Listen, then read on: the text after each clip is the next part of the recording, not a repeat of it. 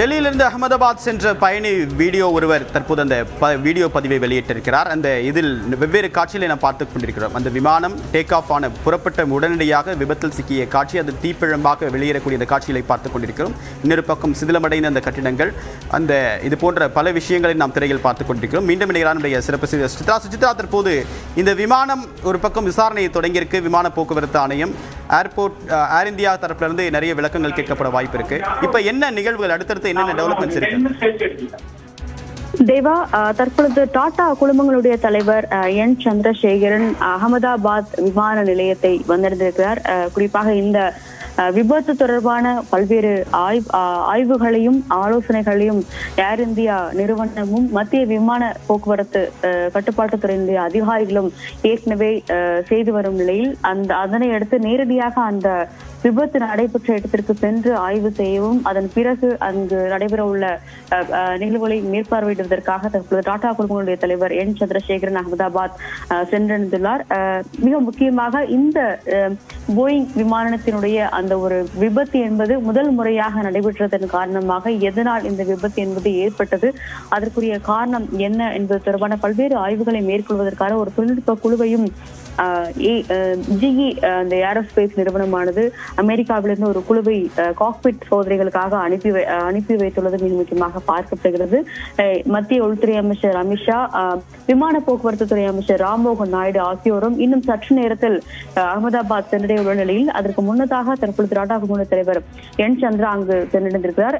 மிக முக்கியமாக இந்த விமான விபத்து, இன்று பிற்பகல் நடைபெற்ற இந்த விமான விபத்தை பொறுத்தளவில் அதில் அலட்சியம் ஏதாவது ஒரு காரணமாக இருக்குமா? தொழில்நுட்ப கோளாறால் ஏற்கனவே 2 நாட்கள் நிறுத்தி வைக்கப்பட்டிருந்த விமானம் என்பது இன்று இயக்கப்பட்ட பொழுது ஏற்பட்ட விபத்து என்பதால் முழுமையான ஒரு சரி செய்தலை செய்ய தவறிவிட்டார்களா என்ற ஒரு கோணத்தில் ஏர் இந்தியா நிறுவனம் என்பது தற்பொழுது முதற்கட்ட விசாரணையை நடத்தி வருவதாக அதிகாரிகள் தெரிவித்திருக்கிறார்கள். ஏற்கனவே ஏர் இந்தியாவுக்கு வேண்டிய குழுமத்தில் இருக்கக்கூடிய அனைத்து ரக விமானங்களுடைய ஒரு ஹெல்த் ரிப்போர்ட், அதாவது அதனுடைய நிலை என்ன, அந்த பாதுகாப்பாக அந்த விமானங்கள் உள்ளதா, என்னென்ன ரக விமானங்கள் ஏர் இந்தியாவினுடைய அந்த ஏர் பிளீட்டில் உள்ளது என்பது தொடர்பான விவரங்களையும் அதிகாரிகள் மத்திய விமான போக்குவரத்து துறை இயக்குநரகத்துடைய அதிகாரிகள் கேட்டுள்ளதாக கூறப்படுகிறது. டெல்லியில் நடைபெற்ற அந்த ஆலோசனை கூட்டத்தின் பொழுது DGCA மற்றும் ஏர் இந்தியாவினுடைய அதிகாரிகள் நேரடியாகவே சந்தித்து இந்த ஒரு பல்வேறு விளக்கங்களையும் ஏர் இந்தியா தரப்பிலிருந்து வழங்கப்பட்டிருக்கிறது. இந்த விமானம் தொடர்பான விளக்கங்கள் ஏற்கனவே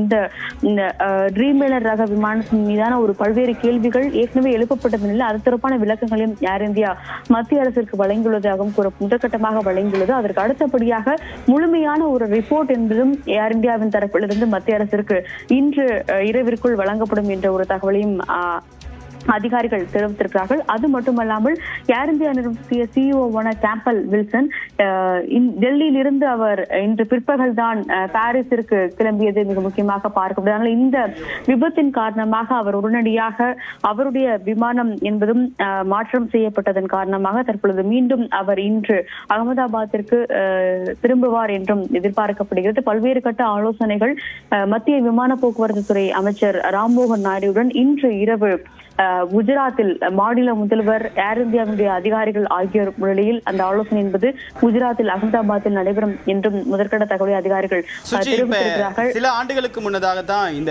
ஏர் இந்தியா விமானத்தை இந்திய அரசு பட்டியலிட்டு அதை டாடா குழுமத்திற்கு வழங்கியது. மீண்டும் புது பொலிவு பெறும் அப்படின்ற நம்பிக்கையோடு அது பார்க்கப்பட்டது. ஆனால் ஏர் இந்தியா விமானங்களில் இருக்கக்கூடிய சேவை குறைபாடு தொடர்பாக நிறைய இடங்களில் சமூக வலைத்தளங்களில் பயணிகள் பதிவிட்டிருக்காங்க.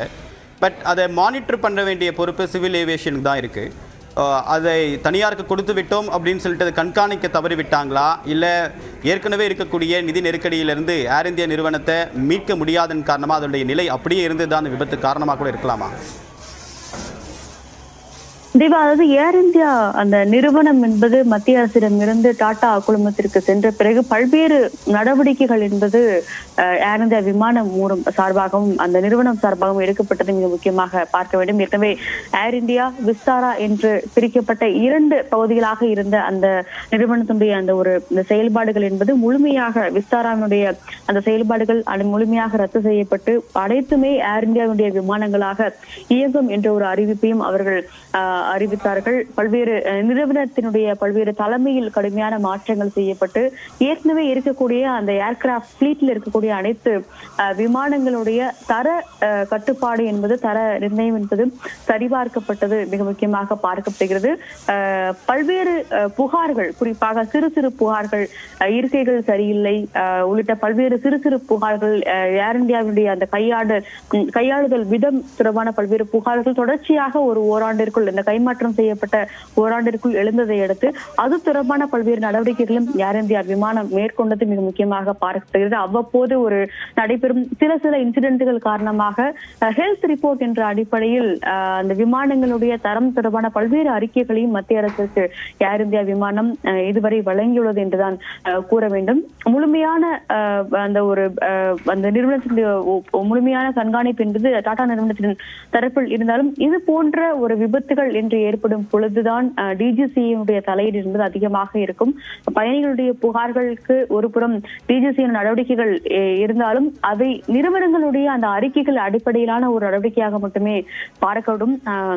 சிசிடிவி அதாவது ஆதாரங்கள், ஆவணங்கள் அடிப்படையில் எடுக்கப்பட்ட நடவடிக்கைகளை மட்டுமே டிஜிசியை எடுக்கும் என்ற ஒரு தகவலும் அவர்கள் ஏற்கனவே கடந்த முறை நடைபெற்ற ஒரு சில பயணிகள் தொடர்பான சம்பவத்தின் பொழுதும் அவர்கள் கூறியிருந்தார்கள். விமானத்துடைய காலதாமதம் அதிகமாக இருப்பது பயணிகளுடைய அந்த நலனை ஏர் இந்தியா கருதவில்லை என்ற ஒரு குற்றச்சாட்டுகளும் முன்வைத்த பொழுதும் இதே தகவலை தான் அதிகாரிகள் தெரிவித்த. இந்த ட்ரீம் லைனர் ரக விமானங்களை பொறுத்த அளவில் அதனுடைய ஒரு ஹெல்த் என்பது எந்த அளவிற்கு இருக்கிறது, அதாவது வயது அதிகமாக இருக்கும் ஏர்கிராப்டுகளை இயக்குவது சரியானதா என்ற ஒரு கேள்வியை எழுப்பியிருந்த பொழுதுதான் ஏர் இந்தியா நிறுவனம் அதை முழுமையாக இயக்குவதற்கான ஒரு முடிவிற்கு வந்தது. அதிலிருந்து பின்வாங்க போவதில்லை என்ற ஒரு அறிவிப்பையும் அந்த நிறுவனத்தினுடைய சிஇஓவான கேம்பல் வில்சன் அதிகாரப்பூர்வமாக பலமுறை திட்டவட்டமாக அவர் கூறியிருந்த நிலையில்தான் தற்பொழுது முதல் முறையாக இந்த ஒரு விபத்து என்பது இந்த ட்ரீம்லைனர் ரக விமானத்தில் நடைபெற்றிருக்கிறது. அதற்கான ஒரு முழுமையான அந்த எதனால் இந்த விபத்து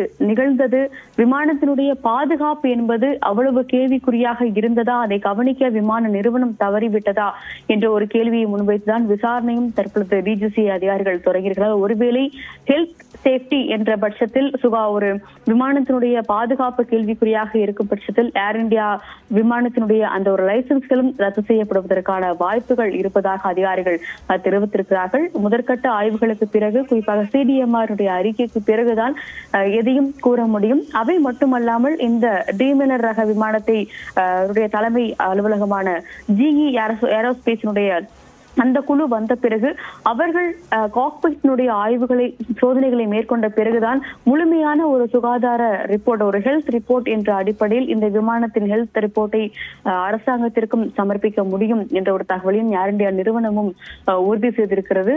அந்த ஆய்வுகள் என்பது நாளை நடைபெறும் என்றும் எதிர்பார்க்கப்படும். முதற்கட்டமாக கருப்பு பெட்டியை கண்டறிந்து அதிலிருந்து சிடிஎம்ஆர் என அழைக்கப்படக்கூடிய அது முதல் அறிக்கையை பெறும் வேலையில்தான் பணியில்தான் அதிகாரிகள், டிஜிசி அதிகாரிகள் மற்றும் ஏர் இந்தியா அதிகாரிகளும் அந்த குழுவானது ஈடுபட்டுள்ளது. அகமதாபாத் விமான நிலையத்திலிருந்த அதிகாரிகள் குழு மட்டுமல்லாமல் மும்பையிலிருந்து ஏர் இந்தியாவுடைய குழு ஒன்றும் அங்கு நேரடியாகவே தற்பொழுது சென்றுள்ளது. அவை மட்டுமல்லாமல் டிஜிசி, அதாவது மத்திய விமான கட்டுப்பாட்டு இயக்குநரகத்தினுடைய குழு அதிகாரிகளும் டெல்லியிலிருந்து புறப்பட்டு தற்போது அகமதாபாத்தை இன்னும் சற்று நேரத்தில் சென்றிருக்கிறார்கள். அவர்கள் அந்த குழுதான் ஒரு முழு வீச்சிலான இந்த விபத்திற்கான காரணம் என்ன என்பது தொடர்பான ஒரு ஆய்வை அவர்கள் செய்ய உள்ளது மிக முக்கியமாக பார்க்கப்படுகிறது. இந்த குறிப்பிடத்தக்கது தேவா.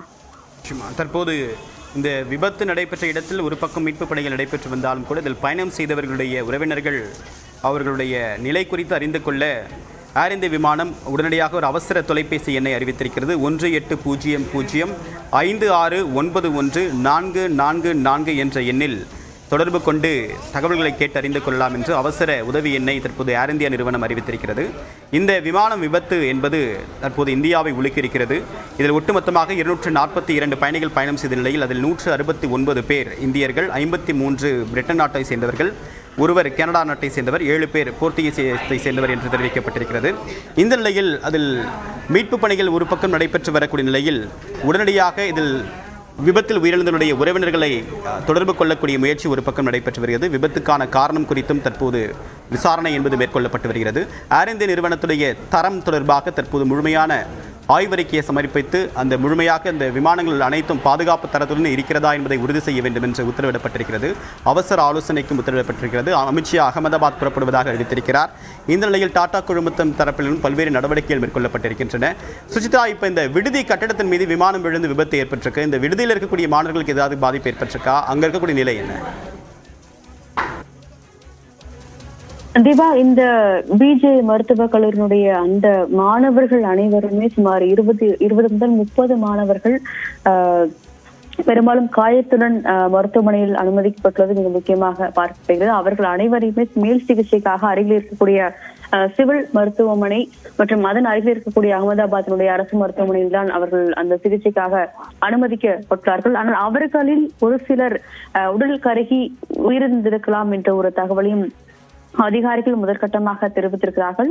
மாணவர்களுடைய அந்த மருத்துவ மாணவர்கள் சங்கமான ஃபைமா அமைப்பினுடைய தகவல் அடிப்படையில் மாணவர்களுடைய விவரங்களும் அதிகாரிகளுக்கு வழங்கப்பட்டு அவர்களுடைய அடையாளம் காணும் பணியும் நடைபெற்றது. பெருவாரியான மாணவர்கள் சுமார் 50 முதல் 60 மாணவர்கள் அந்த கட்டிடத்தில் அந்த உணவு இடைவெளியில் பொழுது நின்று கொண்டு இருந்தார்களும் அவர்கள் அனைவருமே இந்த ஒரு விபத்தில் காயமடைந்து அவர்களுக்கு தனியாக ஒரு சிகிச்சை என்பது வழங்கப்பட்டு வருவதாகவும் அதிகாரிகள் தெரிவித்திருக்கிறார். அவர்கள் தவிர இந்த 20 மாணவர்களை பொறுத்தளவில் ஒரு கடும் காயத்துடன் அதிக அளவிலான படுகாயத்துடன் அவர்கள் அனைவருமே மிகவும் ஒரு சீரியஸான நிலையில் அனுமதிக்கப்பட்டது குறிப்பிடத்தக்கது. அவர்களுக்கான சிகிச்சை எந்த அளவிற்கு முன்னேற்றத்தை கொடுத்துள்ளது, அவர்களில் எவ்வளவு பேர் மேல் சிகிச்சையினுடைய அந்த ஒரு சிகிச்சை ஏற்பட்டுள்ளார் என்ற ஒரு தகவலையும் அதிகாரிகள் தற்பொழுது வரை வெளியிடவில்லை. ஒட்டுமொத்தமாக விமானத்தில் பயணித்த பயணிகள் அனைவருமே உயிரிழந்திருக்கலாம் என்ற ஒரு அச்சம் இருப்பதாக அதிகாரிகள் தெரிவித்தனர். மாணவர்களுடைய நிலை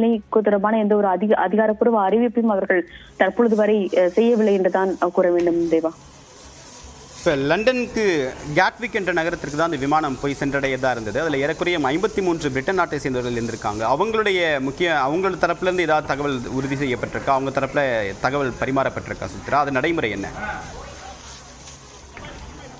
தேவா, முதற்கட்டமாக அது 53, அதாவது பிரிட்டிஷ் நாட்டை சேர்ந்த 53 பேர், கனடாவை சார்ந்தவர், போர்ச்சுகீசிய நாட்டை சேர்ந்த 7 பேர் ஆகிய அனைவருடைய நிலை தொடர்பான தகவல்களை அதிகாரிகள் குறிப்பாக முதற்கட்டமாக மாவட்ட நிர்வாகம் தான் வெளியுறவுத்துறை அமைச்சகத்திடம் வழங்கும் என்ற ஒரு தகவலை சற்று நேரத்திற்கு முன்னதாக டெல்லியில் செய்தியாளர்களை சந்தித்த வெளியுறவுத்துறையினுடைய செய்தி தொடர்பாளரான ரன்தீப் ஜெய்ஸ்வால் தெரிவித்துள்ளார். முதற்கட்ட அறிக்கைகள் என்பது கிடைப்பதற்கு சற்று தாமதம் நேரமாகும். அதன் பிறகுதான் அதிகாரப்பூர்வமான ஒரு தகவல்கள் என்பது கிடைக்கப்படும் எனவும், இருந்தாலும் பிரிட்டன் உள்ளிட்ட நாடுகளை சார்ந்த தூதரக அதிகாரிகளிடம் மத்திய அரசாங்கமானது தொடர்ந்து தகவல்களை வழங்கி வருகிறது. அந்த நாட்டினுடைய நாட்டினவர்கள் எவ்வளவு பேர் இந்த விபத்தில் சிக்கியிருந்தார்கள் என்பது தொடர்பான தகவல்களையும் வழங்கி வருவதாக அதிகாரிகள் தெரிவித்திருக்கிறார்கள். இந்திய வெளியுறவுத்துறை அமைச்சகம் குஜராத் மாநில அரசை நேரடியாகவே தொடர்பு கொண்டு அந்த விவரங்களை தொடர்புடைய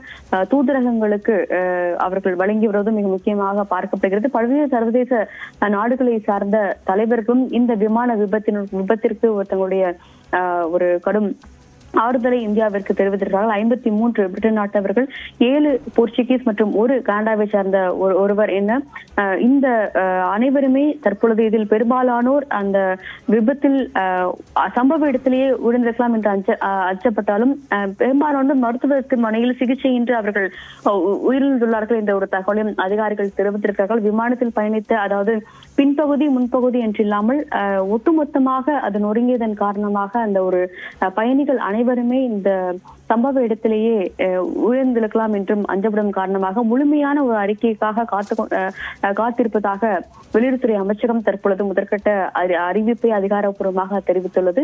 செய்தி தொடர்பாளர் ரன்தீப் ஜெய்ஸ்வால் பேசிய பொழுது அதை அவர் குறிப்பிட்டுள்ளார். இன்று இரவு ஆலோசனைகளுக்கு பிறகு மாநில அரசாங்கம் வழங்கும் அந்த பட்டியல் அடிப்படையில் தொடர்புடைய தூதரகங்கள் மற்றும் நாடுகளுடைய அரசாங்கத்திற்கு தகவல்களானது வழங்கப்படும் என்ற ஒரு தகவலையும் அவர் கூறியுள்ளது மிக முக்கியமாக பார்க்கப்படுகிறது. அதே சமயம் இந்த விபத்து என்பது மிகவும் வருத்தம் அளிக்கக்கூடிய ஒன்றாக உள்ளது என்ற ஒரு கருத்தையும் அவர் பகிர்ந்துள்ளார்.